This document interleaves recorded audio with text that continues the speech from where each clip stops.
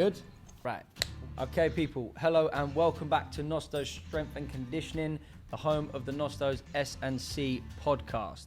Again, I want to thank everyone for their downloads, their input, their feedback to the past episodes. I can't thank you enough for that. Please let me know who you want to see on here. Please let me know any questions you want addressed, any topics you want talked about, and I'm happy to bring those to you. Very excited about today's episode. When I started this podcast, I said in an earlier episode when I had Philip Gonsalves on, he was the number one person I wanted on this podcast. However, when I go back further and you look at my first podcast, before I said anything, I gave one shout out to one man, because without that man, Nostos Strength and Conditioning would not exist. And today we have that man via FaceTime or Skype or some magic technology that exists. We are live with Somersworth in New Hampshire, and this man doesn't need much of an introduction, but we'll go there. So, ex-UFC fighter, current Bellator fighter, mixed martial artist, owner of Nostos Mixed Martial Arts in the United States of America, Mr. Devin Powell. Hello, sir. What's up, man? How you doing? I'm very well. How are you? Doing great. Very good. It's been a long time. It's been too long. Yes, very long. It has been too long. To give everyone some context, so how has this happened? So a long time ago, it's going to be, let's pinpoint that. When did we say? 5 years ago? 6 years ago, maybe? Yeah, I came over there. I'll be hitting the 6-year mark at this gym in May. So I think maybe four or 5 years. More 4 or 5 years. Okay. So by complete chance, so I plan to go over to the States to stay with my aunt and uncle. I found a few gyms to join, just so I could go in there, try some new things, annoy some people, ask some questions, generally just broaden my horizons as a coach and as a person and as a trainer and to be trained. And mixed martial arts was something I'd never done. I loved watching it, but I'd never trained any of it. And I found Nostos MMA, and I recall sending you an email directly. What do I need? What do I need to do? And you were actually very, very gracious, because I was there for 10 weeks and you charge a monthly fee, and you actually only charged me for 2 months, which is testament to the sort of person you are, which was much appreciated. And I actually ended up spending more time at Nostos than I did any other gym. And again, testament to you and everyone there that made me feel so welcome, and just the general atmosphere in the whole place, which is then what kicked on to where my gym is at now. But let me get some feedback of maybe what you thought when this scrawny little kid that knew nothing rolled into your gym from England. Was that like a weird experience for you? Was that different? Was that new? No, man, that's exactly what I want. Obviously anybody that's coming in that wants to work hard, pay attention, and show up often, that's what you want. For sure. But it's awesome having people with different experiences, whether it's even inside the United States, people that come here for college, like at UNH. Nice. Oh yeah, okay. From out of state, yeah. But somebody coming from a whole nother place in the world is even better than that. It's there's so much that you don't understand. I came back from Cuba the other day, trying to recover after knee surgery, and couldn't even drink the water there. Right. And they didn't take American cards, and we had 5 days where we had $100 to survive. Wow. So there's always different things to learn about different different places in the world, and even somebody that can speak English, it's still a different thing, So yeah, man. Having to go back over home and to create your own thing that shows shows how much that you cared about what you learned with us, and to create a new kind of branch because you're specialty strength and conditioning. That definitely meant a lot, So that was an incredibly cool thing. So everything that happened with you coming over here was all positive everything, and for it to go even further than you just training with us is pretty remarkable. Yeah, for sure. I mean, I do remember having a basic experience. I was pretty young. If it was 4 or 5 years, I was like 21, 22. So I was training. I was personal training. I was into my strength and conditioning, but obviously I didn't really make that too well known. So when that kind of came about, I remember Adam Rivera. He called me out a little bit on that and called me a ringer and wanted me to get involved with some classes. But I was strictly there to learn and not think I knew anything above anyone else. I was very happy to be in that position, but definitely a good time. So we trained. We trained together. I trained alongside you, which was a crazy experience, especially now looking back, because I mean at that point, I think as we said, you was fighting in Strike Force. Did you say? Was it Strike Force? World Series of Fighting. Maybe. World Series of Fighting. You went on to World Series of Fighting. I'd been at. Yeah, there's been a lot of different local and not local leagues that I've kind of. Sure. You know. Sure. But I mean, I think that's one of the best things about your gym, in the sense of, especially you now going on to the UFC and Bellator, someone like me can just roll in that gym and train with you. And someone of that experience and that caliber, I mean, I don't know what someone of my experience, which is very little, can bring to you, but you still manage to pull that out of everyone around you to push you on to where you need to go. And yeah, I mean, my whole thing wasn't, obviously I love fighting, but my thing wasn't like I need to make something from fighting. It's like I want martial arts to be what I can do for the rest of my life. In fighting, you have a clock, you know? Yeah, it's always ticking. Yeah. The harder you train, the shorter it is, you know what I mean? Mm-hmm. So when I had the opportunity to create a gym, it was really like, all right, here's my, it's not my out, but here's my chance to, contingency to have plan. a future with Longevity. this outside of retirement. What happened with that? Talk us through that. So what caused you to need knee surgery? What exactly did you have done? How are you getting on with that? So yeah, my last fight was with Bellator, and I had a pretty good finish where it was actually pretty viral video. There's like 30-something million views of it now. Yes. Where I took my opponent out, and he kind of in like a zombified state tried to wrestle the referee. Yes. That is a good clip. Yes. So the second round finished, and he kind of went after the ref. But yeah, my knee was just messed up. I complained about it out back. Bellator was cool. They paid for the surgery. I ended up tearing my meniscus, which is like the pad that kind of keeps the bones in your shin and your femur from rubbing together. Yeah. So they had to stitch that back together. So I'm almost a month out. So I'm wearing this guy right now. Nice. This good brace. Stone Cold Steve Austin brace. I should be able to bend my knee past 90 degrees in a couple more days, but the stitches have to heal. So yeah, it's just it's a little hiccup, but end of the day, it's it's not the end of the world. Part of the game, right?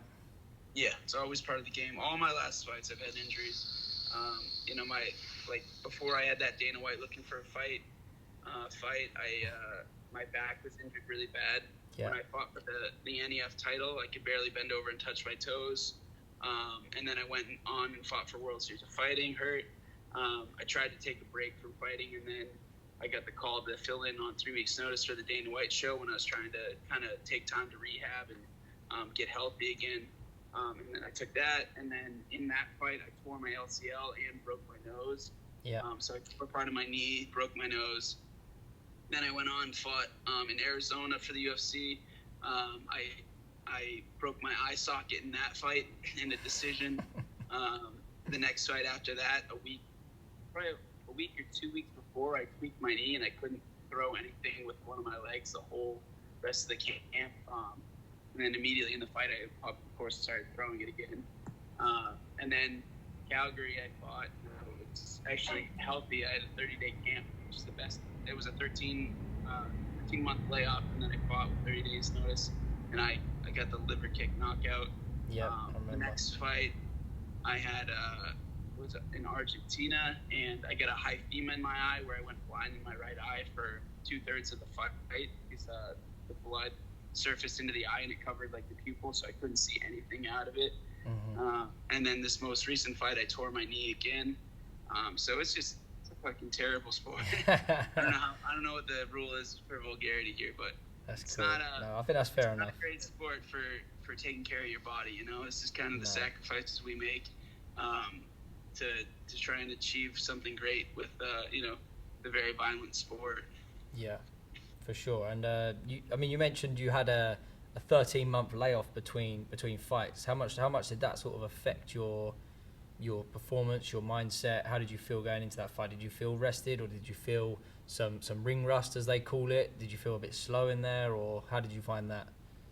You know, it was good that it was the fact that I had a short camp after 13 months. If I had say 12 months and then I had a month and a half camp, or like a 2-month camp, I probably would have ended up getting hurt because I'm already training like I'm in a fight camp all the time. So that's just kind of how I am. Yes, you stay ready. So if you try and ramp it up, it's sorry. That's cool. The pig's getting in the way. The pet pig. Yeah. And we are back. But yeah, if you try and ramp it up too much when you're already training really hard, you just kind of mess shit up, you know. For sure. So the short camp was good because all I had to do was push cardio a little bit more and make weight. That's really all I could do, and just trust the fact that I'd already been training hard and my skills were what they needed to be to win. Sure. And I get the job done. Excellent. So yeah, it's tough whenever you have those really long camps, to be honest, because you're just pushing too hard and you're not recovering enough. Sure. And how different is it? You mentioned World Series of Fighting and NEF and Bellator and even UFC. How different is it? Because there's no question the UFC is the top, is the biggest organization in MMA. Is it a lot different fighting for that organization than it is NEF, Bellator? Like what sort of differences would you say that there is in those as a fighter? Yeah, I would say that the UFC is just the most strict. That's the biggest thing. You really you feel like somebody's breathing down your throat at all times, which you can thrive under, or you can crumble. Of course. But regardless of if you do well or don't do well with that kind of pressure, it's like some people enjoy it and some people don't. I didn't enjoy the fact that I felt like they didn't really give a shit about me, to be honest. After that 13-month layoff, when I finally got my fight, I didn't know if I was even going to get a fight. I was strung along for 13 months not knowing. My fight before that, I lost a split decision that I doubled my opponent's strike count. I thought I won the fight, but I still didn't know where I lied, where my situation was with them. The matchmaker, Sean Shelby, didn't really talk to me at all. So we kind of just sit there so stressed out, training all the time, hoping you'll get a call. So for 13 straight months, I'm just expecting to get a phone call saying you're going to fight in 8 weeks or 10 weeks. But the call just never came. You know, and I was I'd beg for fights. I'd go onto social media and tell people to tag them. It's I recall. It's shit you don't want to do. And it's if I just want to fight, it's let me fight, or let me go fight for Bellator or something. Yeah. So once I got my win, once I won inside of the UFC, it was all that pressure kind of went away. Nice. It's all right, they know that I'm good enough to be here. And then I fought in Argentina, where I hurt my eye, and I was doing great in that fight. I won the first round, and then it was crazy being blind in my eye, and it definitely affected me. Sure. I ended up losing the decision there, and then they just said we don't know if we can find you another fight. So we like you a lot. So if you want to go fight locally a couple times, we'll definitely bring you back. It's I don't want to do that. Yeah. So I just went to another promotion that was a worldwide league, and that was Bellator. And what I like about Bellator is I can kind of be a little bit more myself. I'm wearing funky ass shorts. Nice. I can wear whatever I want. I can walk out in my fight shirt. I get to bring my sponsors inside the cage. Yeah. Which everything's Reebok with UFC. So I get to express myself more, and I get to pay it back to all those companies that have supported my whole career. I get to put them on the TV, you know, so Nice. that feels really good. And they're just not as strict with stuff. Like, for weigh-ins, like, the UFC, when you're weighing in, they go and they check your underwear, they check your coach's underwear, they make sure everything says Reebok. Nothing can be showing that's not Reebok. But this, I showed up in like a dress shirt for weigh-ins. Like, we make weight, and then we have to come back in like 2 hours, so rehydrate and all that stuff. And then I changed up. I put on like a dress shirt and like some like purple like jeans or something funky. And I went down, and I was expecting them to give me shit to wear for weigh-ins. They're like, no, just you're gonna take your shirt off and weigh in. We don't really care what you're wearing. And it's like, really? This is how it is. But they're just so relaxed. And then after that, they're like, listen, guys, we want you guys to have good fights. You know, all you have to do is show up. We want you to be at the arena at this hour, and then you're good to go.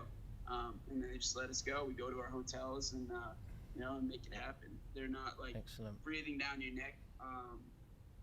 You know, which can be a problem if you haven't done it for a while. I've been doing this for 10 plus years now, so I know what I'm supposed to do. Yeah, man. Newer guys might have issues, but Bellator and the UFC, those aren't newer guys. Like, if you fuck that shit up, like, you're an idiot. Yeah, man. You should get your medicals in. You should show up to weigh-ins. You should make weight. Yeah, you should know where to be when right? you need to be there. Yeah. For you know, for whether it's like for TV's time slots or like if you're on the prelims or the main card, you should know that stuff. It's in your contract. Sure. And they put it in all the emails and stuff. So you're a professional, so like, handle it, right? In the UFC, they treat you like a little kid because I guess they're just so afraid somebody's gonna mess it up, so they jam it down your throat over and over and over. So it's really hard to mess up. They're invested. But I like the freedom is really like what I'm getting at mostly. I just felt like I could express myself a little bit more, and there was less pressure. You know, I honestly didn't have as many like interviews and stuff, which was good and bad. You know, it's nice because I can just focus on the fight, but also the interviews, like, they get you out there more, which is good for selling yourself, which is important when you're trying to actually make some money in the sport, which isn't easy. Yeah, so, I mean, not naming numbers if you'd wish not to, but the difference in pay scale when it comes to UFC to elsewhere, or? Yeah, so it depends. So just generally speaking, and I can go into like my numbers, I really don't care. Generally speaking, starting pay with Bellator is not nearly as good as the UFC. And I would say the biggest thing with Bellator that's a difference is they'll put guys in there that aren't on a world scale, just because they'll either sell tickets or they want somebody that they want to promote win. Okay. So they'll put guys in there that don't belong there. Sure. But the guys that are good or that are superstars, like WWE stars, which they do more of that stuff. Yeah. More of like the I don't know how to classify it. But they just like the money grab fights, you know, where they know a lot of people will tune in from like the cross promotions, CM Punk and Jack Swagger, to MMA, Batista, Jack Swagger guy, yeah, Kimbo Slice's kid, all those things. Like they're looking to make money. They're more like pure entertainment value with some of the stuff rather than just like highest of caliber MMA fighters, which they also have. I think Douglas Lima could 100% win the UFC welterweight championship if he got a fight with Usman. Okay. You know? Okay. And it's not like I say him 100 out of 100 times, but I would definitely say knock him out. You know, if you put them in the cage 10 times, you win by knockout a handful of times for sure. Okay. Or leg kick death. Yeah. But when you look at the guys that are more accomplished or more established, like with their name, they're making way more than the starting pay for like the UFC. So, like for an example, we can go and talk about Nate Diaz, like how he made a certain amount of money before he fought Conor. So he made $20,000 to show, $20,000 to win. His very last fight when he fought Michael Johnson, before he fought Conor McGregor.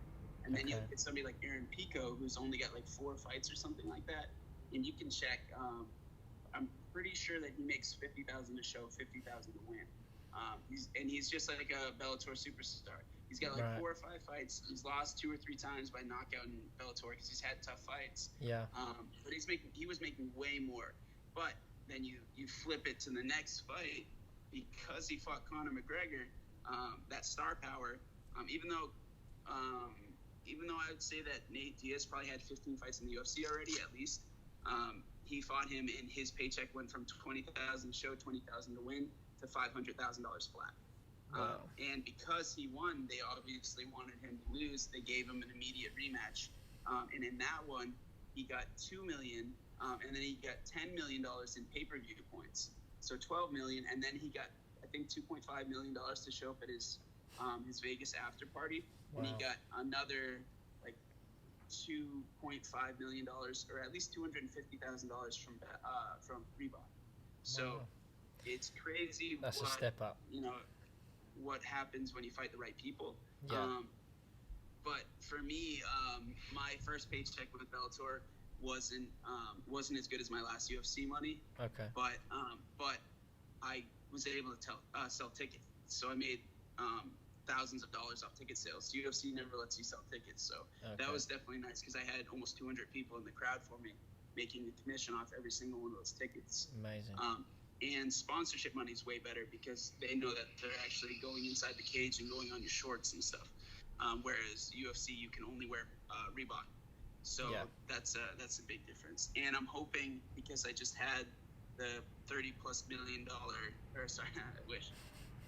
million views on my last fight, which brought a lot of publicity to the Bellator cage. I'm hoping that can lead to maybe some new sponsorships, and also a good, maybe long-term contract with Bellator, because I did enjoy fighting for them. But if they don't give me like a good contract that I'm happy with financially, I'll just not fight. Sure. I'll try and fight another like bucket list things, fight in Japan, fight for ONE FC if they'll have me. I've been doing it a long time, so there's nothing that I feel like I haven't accomplished that I need to accomplish. I don't need to fight another 15 fights or anything like that. I still want to fight because I love fighting, but I want to get compensated. So yeah, for sure, you want to make what you put in if you can. And I mean, you mentioned Conor McGregor there. What's your thoughts on him? He's just come off a win with Cowboy. What was your thoughts on that fight? What's your thoughts on Conor as a fighter, as a person, what he's done for the sport? I mean, that's heavily affected you, so. Yeah, I mean, I've been called right now I don't have the beard, but I've been called like the Conor McGregor doppelganger many times. I've been called the Walmart Conor McGregor. I've definitely been associated with that guy many times, but never in the same pay scale by any means. No. I think that he's a phenomenal fighter. I don't like his antics half of the time. His whole time leading up to this fight, I loved it. I liked how he was after the fight, where he sort of called some guys out. He was a little bit more of himself, but he was also really respectful. And he was hugging Cerrone's grandmother and saying all these nice things, and I think that was all authentic. Him talking a little trash to the people that are trying to get his money. Yeah, I agree. Yeah. Fight. He did he was himself. I think he really didn't hate Cowboy by any mean, and he wasn't fake about it. I think he had a lot of animosity towards like Jose Aldo, and he had something to really prove in that fight. Yes. Because people really doubted him. Yes. So he really built it up, and he got in his head in that, and that was him, and I had no problem with that. It's the stuff that everybody would have an issue with that I really hated is, and it was like, I don't know exactly what the reason was. Nobody does except him, but he had the bar fight incident. Yes, the elderly man, A couple other things that were just, they're lousy situations that I think that he's learned a lot of shit from, and I think that his future is incredibly bright, and I think his future should be at 155 pounds. I don't think he belongs at 170. Okay, interesting. I think that some of those guys are too big, but I think he can still knock anybody out. Yeah. But his best chance, I think, aside from the fact that Khabib is really tough fight for anyone, I think that's the best weight class. Okay. I think Usman's a tough fight, because I think I agree. Again, he can catch anybody, but I think if Usman can get a hold of him, he's not getting away from him. Too strong, and he's gonna be able to hold him down. Yes, for sure. It's gonna be a big problem. Like Chad Mendes was a tough fight for him. Yeah. And Chad was out of shape, but those good wrestlers that can just get a hold of him, that's not his style. No. He's he moves well, he fights on his feet well, and his grappling's good. but it's not elite. No. You know. Yeah. So I think that's the difference, because people say if that. he gives up if he gives up like a huge size advantage, Yes. that's just like, it's stupid. It's really kind of a pride thing for him to try and stay at 170 just to show he can. But if he's looking at it from purely a competitive standpoint, he could have made 155 for that fight. He was saying he was walking under 170, and he was thick as fuck. Yeah, he was. So, that being said, you look at Usman, who's thick as fuck, but he's walking in that cage at 195. Yes, for sure. It's a big difference. It's too big a difference. So for his frame, I don't really think that he's going to be able to put on much more weight. No. And fight at 170 or have that like quickness and all the things that you like about him. Being effective, he's already not throwing like the crazy spinning stuff. No. Because I think any extra weight it makes those things harder. For sure. So, yeah. For sure. So I think he's good. Yeah, real good. We like him. Yeah. Is there any word in the pipeline from Bellator for you for an upcoming fight? Are you waiting for a call now? I mean, you've had your knee done, so I know you're in rehab. You've turned a lot more towards strength and conditioning since I've been over there. I know you've definitely taken a lot more notice of that, and I think you'd say that's helped you out a lot.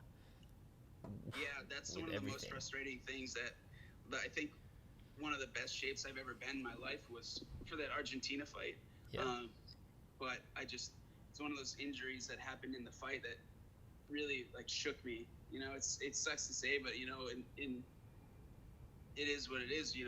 We're just humans, and like when you lose sight out of an eye, especially when I found out that my eye wasn't closed, I was thinking that I took a shot and my eye was closed. Yeah, but like then you see your eye on the big screen and it looks like nothing happened to it. I was like, fuck, did I destroy my like retina or something? Like what happened? And you're trying not to think about that, and you also don't want to be a little bitch and quit.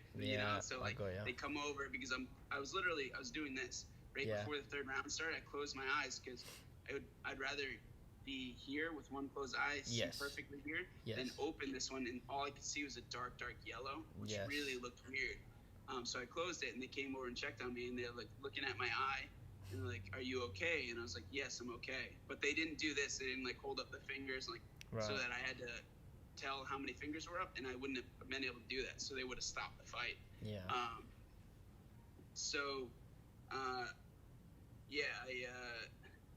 I don't even know what we're talking about. Has Bellator been in contact? Because you just had your knee surgery. Is there anything in the pipeline? Is there anything you're eyeing up? Excuse the pun. Yeah, so right now it's just getting healthy, like the strengthening, we were talking about strength and conditioning. It's like I feel like I couldn't show how well I was conditioned because that fight was frustrating too, because I was on the run I was chasing after him the whole time. Yes. Unless he was wasting time standing up and not letting me stand but also not trying to strike. Like the first round, I was able to chase him down and tag him and get my tie clench and knee him a bunch and land some good knees to the head and stuff. But for the most part, it was just frustrating. He was just running. We had an even strike count, but I just feel like on our feet, I was just chasing and chasing. Yeah, man. It was frustrating. But the strength and conditioning's still been going great. After knee surgery, I'm really focusing on upper body and just physical therapy for my legs. We're not being too crazy with chasing after Bellator right now because I can't fight yet. Yeah. But we're trying to make sure that they want to give me like the contract. Yeah. They said they're really interested in giving me a long-term contract. Nice. But words are words, paper, signatures, what we're after. Yeah. And once I'm healthy enough where we can consider getting into a camp, we'll try and get that so I can get in camp as quick as possible when I'm completely healthy. Is there any amount of time on that we know? Are you maybe 6 weeks, 8 weeks, 10 weeks from being able to go full throttle, or? I'm hoping in another full month I can train full. Okay. But I'm about to hit my 1 month after surgery, and that's when I was supposed to lose my like big brace, which I took off before I went to Cuba because I couldn't hobble around on crutches with that big brace because I can't. If you have that big brace on, basically like if you see this brace here, like so instead of it going from like here to here with like a hinge, it's 3 bars, 1 bar that goes straight across here, 1 on the inside of the knee, and then 1 on the back going down like the hamstring all the way down the calf down to your ankle. and you can't bend it at all because Crazy. the stitches have to seal. So yeah, they keep you in can't place. bend it past 90 degrees for a full month. So Right. I'm almost at that month. So now I can start hopefully working more flexibility. And also the thing with meniscus surgery is, unfortunately, it doesn't always take. Yeah. So I'm just gonna hope that it heals perfectly, Right. and this is all for something. Which Yeah, man. you know, I'm always gonna be optimistic. Of course. But yeah, so we're hoping that after another month I can be training real hard. But I think a slow recovery would be 3 months and then training full. I think a fast recovery would be 8 weeks, which would be 1 more month from now. So. Okay. Well, I'll be keeping an eye out, and everyone will be keeping an eye out for your next appearance in an octagon for sure. So, I mean, you are a former UFC fighter, a former NEF lightweight champion, I believe. Yep. Now fighting in Bellator. What advice could you give to any aspiring fighters, youngsters in general, adults? Because I know everyone's welcome to the gym. But let's say for a young aspiring fighter, any advice that you could give to them? Yeah, I mean, number one is don't fight too early, and don't stay an amateur too long. Okay. Make sure you know what you're doing when you get in there, and you know, take smart fights. If you're looking to do this for a long time, you gotta. I don't necessarily think like there's a lot of like padding the record where like guys are fighting absolutely no one with wins, but you got to fight some smart fights when you become pro, and you got to build up your record, and you got to kind of like, it's like you're entering the pool, like, and you don't know how to swim yet, you know, you're kind of like, your feet are touching, you're kind of like lifting your feet a little bit, swimming a little bit, and the deeper you go, it's like, all right, you got to know how to swim now, because this is where shit's real, you know, you can sink or swim, and then like once you're at that point, you're taking those tough fights, that's when you start getting noticed, and if you have a good record, and you're taking the tough fights, that's how you can get signed to big leagues. But if you go out there immediately and like, I want to test myself, and you're like, all right, I won a fight, now I lost a fight, but he was really good, but I lost. Then you win one, then you lose one. Now you're 2-2. Like, all right, you got to go on a run because 2-2, you're not going anywhere. To get noticed and make some money. 8-2, you can go somewhere. Yeah. But you got to win 6 in a row. So really, it's like if you can go 5-0, and then maybe you lose one, and then you win like 3, and then you lose one, and then you win another 3. Then you got a pretty damn good record. Okay. You know, like being like, I was 8-1 when I got signed. I lost my 3rd fight as a pro by decision, which haunts me still. Okay. But you know, that 4-fight string, those were all tough fights. That got me into the UFC. Yeah, man. The other ones, like my first one was really tough, which was a harder fight than I would probably advise. I had a really tough, hard first pro fight against a really good wrestler, and we actually fought as amateurs. Okay, yeah, I remember. I caught him in a submission, and he was the number 1 amateur 55er, and then I became the number 1 amateur 55er, and he was undefeated as an amateur. So we both went pros, and we fought each other first because we were competitive. And we were like, one of us is gonna fucking lose our perfect 0-0 record right away. So we fought, and I won that. Nice. But yeah, so that, I mean, those are the most important things, aside from the fact that you got to train right. Yeah. You know, you got to take rest days, and you have to do strength and conditioning, and you got to do jiu-jitsu. A lot of guys go and they just want to spar, or they just want to do like Muay Thai or whatever, and like you neglect half the sport. And once things get real, like, and you get those guys that are really tough that you think you can just put away, like you got to be able to have those fundamentals. You got to be able to wear on people. You got to be able to take them down off the wall. You got to be able to get back up. There's so many dynamics, and people sometimes just skip them, and then all of a sudden you have this huge hole, and you're at the higher level where you can get exploited, and it's just that's a big problem. Some patience, some consistency, execution, right? Yeah, and as far as strength and conditioning, I've always done it, but it's crazy when like you think you're doing something right until you're shown the right way, and you're like, man, I was doing everything wrong. There's levels. And sometimes the old school mentality 10 years ago was like, if it's really tough, it's good. You know, just beat the shit out of yourself, it's good.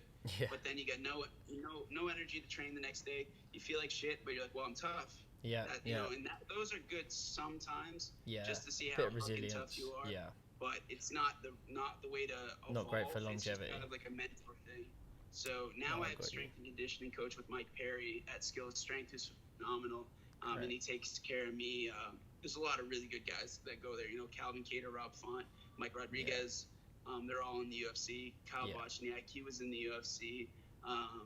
Myself, a lot of really good up-and-comers. Tom Pags. Not Tom Pags. Awesome. Yeah, no, Tom Pags. It's close to your name, Tom Pags. Yeah. But Tom Pags, he's the #1 amateur 145er right now. He's going to go pro soon. He's there. Brandon Marat, he's there. He's going to be in the UFC one day soon, I'm sure. Yeah.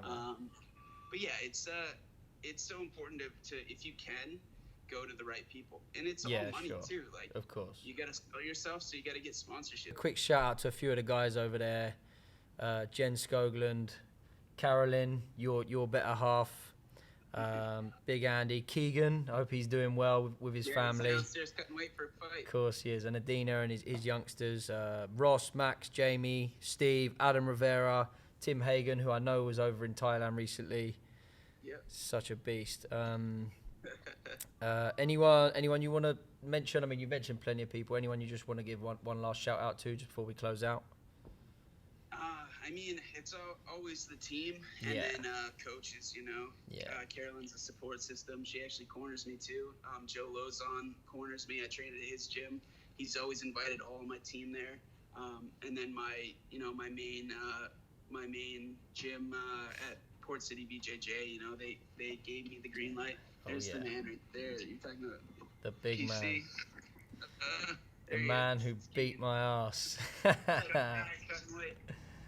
Legend. But yeah, Port City they gave me the green light to create my own gym when I was teaching for them multiple times a week, and I was afraid to be like, hey, I want to go off and do my own thing, because it scary, right? In a way, it sort of feels like you're betraying them as little as you want. Yeah. And they're the last people you want to hurt, but it's like you can't live off of just teaching somebody else, you know? And the last thing I want to do is work at a passport center my whole life. And that's what I was doing. And I was unhappy every day. So Port City, Jay Mansfield, Derek Stevens was one of the coaches there. He's at Heavy Metal now. He was a part of it. I don't see him anymore, but he was part of it. Shouts out to them. George Law, and then James DeLuca, for sure. Those guys. Jay corners me every time. He's a ride or die for me. One of my best friends. And you need them. You need them people. Yeah. You need Rivera, them. you mentioned him. Yeah, Rivera's man. my first Adam. ever MMA coach. Troy Pickering. He's one of the guys that got me to the show. Cool, man. There's a lot of them over the years. Yeah, but, perfect. It's a team effort. It always is. I mean, you're a beast of the game. The work you do, you're an inspiration to many in the gym over there. You're an inspiration to many over here. Myself, massively. I thank you for everything you did for me. Every which way you helped me. You've always been at the other end of the phone. Like now, you're a busy man. You've taken time out to do this for me and the podcast, and I appreciate it very much. And I look forward to coming over there at some point very soon, because it's a home away from home. Maybe I'll look up plane tickets and see how expensive it is to crash a wedding. Exactly that. Imagine. Okay. Just show up.